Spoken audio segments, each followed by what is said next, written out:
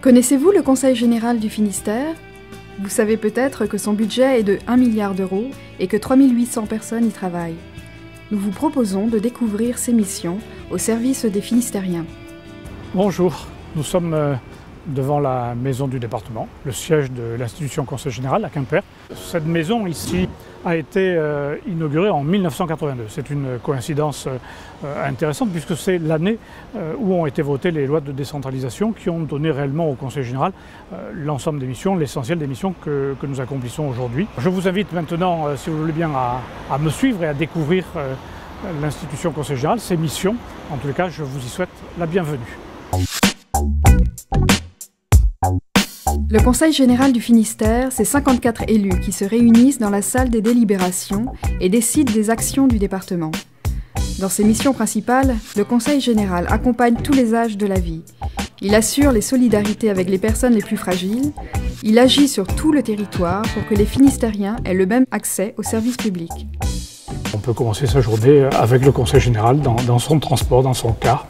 Et on peut, au travers de l'accompagnement des jeunes enfants, comme d'une pratique culturelle, comme de l'emploi, de l'accompagnement d'une entreprise, sans le savoir, bénéficier d'une action du Conseil général.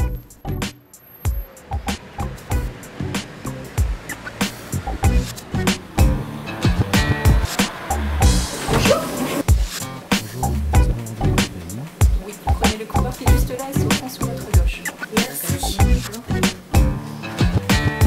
Tous les âges de la vie sont concernés par l'action du Conseil général. Nos services de protection maternelle et infantile accueillent les jeunes femmes pendant leur grossesse et ensuite nous avons un suivi des enfants jusqu'à leur entrée à l'école. Et puis, après, bien entendu, nous accompagnons les jeunes collégiens puisque nous avons cette responsabilité-là des collèges, 63 collèges publics dans le département, que nous réhabilitons, construisons, entretenons, améliorons. Et au-delà du bâtiment, bien entendu, tout ce qui peut concerner la pratique des sports, de la culture ou de l'ouverture vers la citoyenneté.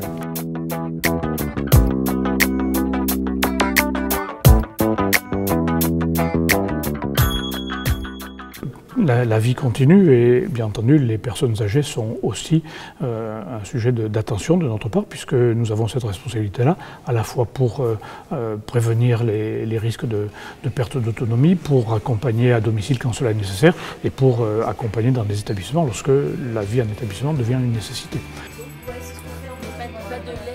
Le Conseil général accueille les plus fragiles dans ses centres d'action sociale qui maillent le territoire. Il finance également les services de secours et d'incendie du département.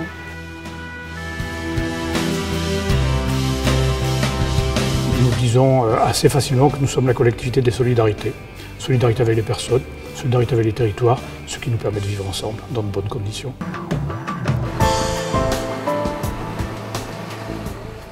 Le Conseil général du Finistère soutient l'emploi et l'activité économique.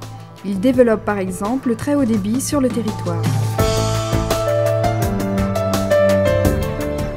Le Conseil général préserve la qualité de notre cadre de vie, notamment dans des sites remarquables comme le château de la Roche-Maurice ou l'abbaye de Daoulas.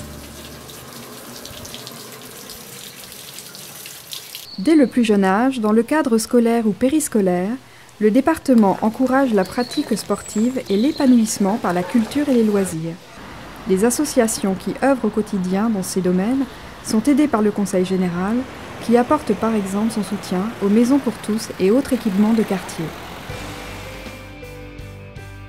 Ce que nous voulons, c'est que le Finistère soit attractif et soit un lieu de qualité de vie. Alors cela passe aussi bien par les politiques environnementales, c'est les questions d'espace naturel, de préservation, c'est toutes les politiques autour de l'eau et des déchets que nous avons, pour lesquels nous avons un peu une mission d'ensemblier et d'organisation générale. Et puis c'est aussi notre façon d'intervenir sur les infrastructures, comment on accède, le haut débit, le ferroviaire, les routes, comment on se déplace, la mobilité, les transports collectifs, le transport à 2 € depuis maintenant une dizaine d'années. Et puis comment on accompagne les collectivités, les communes, les intercommunalités de notre département pour s'équiper, équipements sportifs, équipements culturels, équipements de loisirs, comment on les aide à monter des services pour la population. Tous ne sont pas pareils, donc nous ne les aidons pas tous de la même façon et c'est cela un peu la solidarité.